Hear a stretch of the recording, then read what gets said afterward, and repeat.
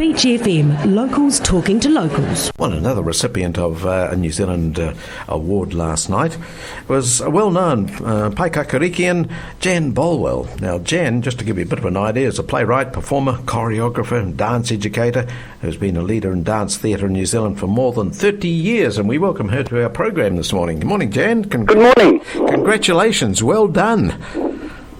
Are you there? Hello? Yes, I am. Can you hear me? Yes, I can hear you loud and clear. Yeah, congratulations on your award. And I'm just looking at this.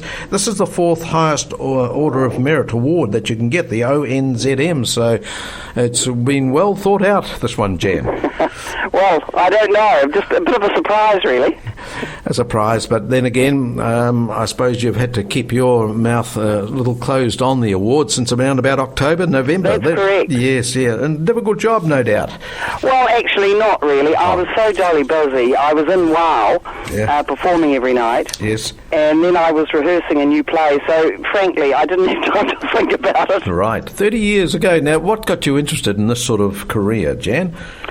Oh, I think I'd always been interested in dance, but I trained as a physical educator at Otago University in the 70s.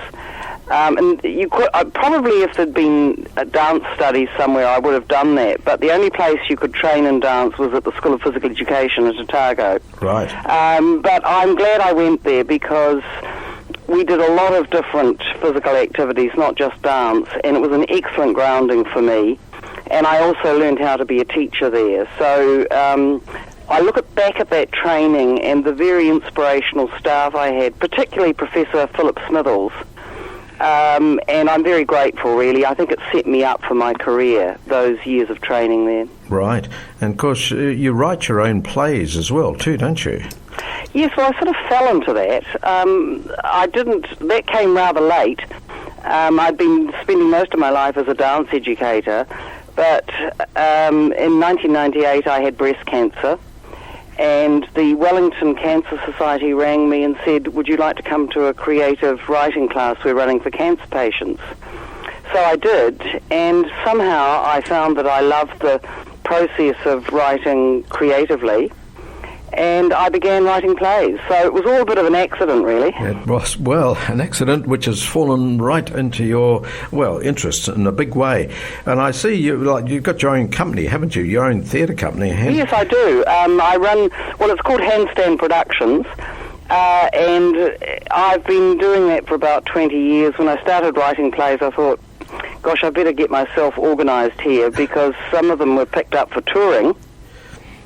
And so I formed this little company, which it's only my work. I do solo and group plays. The last play I wrote and performed at Bats at the end of the year was a 5-hander. But I've written 3 solo plays about my family, which all toured very successfully around New Zealand. That one of your mothers was absolutely fantastic. I saw that a couple of times. It was. Are you going to do that show again? Oh, look, I don't know. No. The thing is, when you write, Nigel, the thing you're writing stimulates you to do the next thing, and I get a bit impatient. Right. I want to get on to the next thing, basically. Yes. Just tell me, how did you get the company name Handstand Productions? Well, as a kid, we've got old family movies, and I was forever upside down. I was a very athletic kid, did a lot of gymnastics in my youth, and I was just forever doing handstands. And I wrote this play about my father's experiences in the Second World War, and I called it Standing on My Hands, because I framed the play around my childhood memories of Dad talking about the war. So that's how the title came about. Right, fair enough too. Now, you've toured New Zealand with about 4 or 5 of your own plays, haven't you? What's your latest play that you're touring around with? Well, it's quite an interesting work.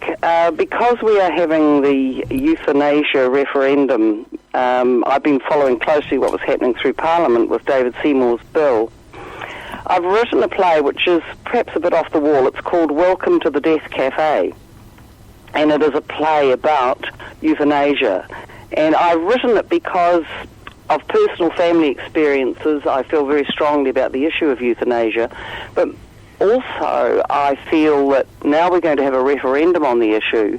I'm very concerned that New Zealanders think carefully about this and are informed. I think it's always the danger of referenda that people put a mark on a bit of paper, but have they really thought through the issue? Look at Brexit, the mess that got them into. Yes. So I want this play. We did an opening season at BATS with 5 wonderful actors. And it's not that I come down on one side or the other about euthanasia. I present the issues, I hope I do, in a way that gets people thinking about it. Yes, I was going to ask you about that, whether you had a for or against it, but you're trying to not to do that. I mean, there's no point in me writing a play where I just presented my own point of view. I have 5 characters that all come from different perspectives on the issue. Yes.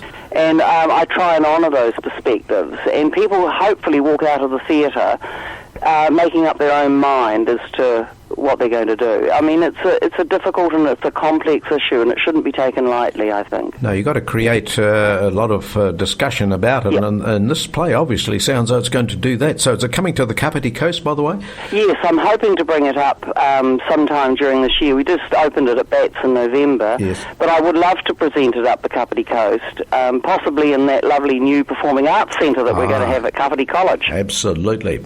Now, you've participated in international dance conferences all over the world, by the looks of this.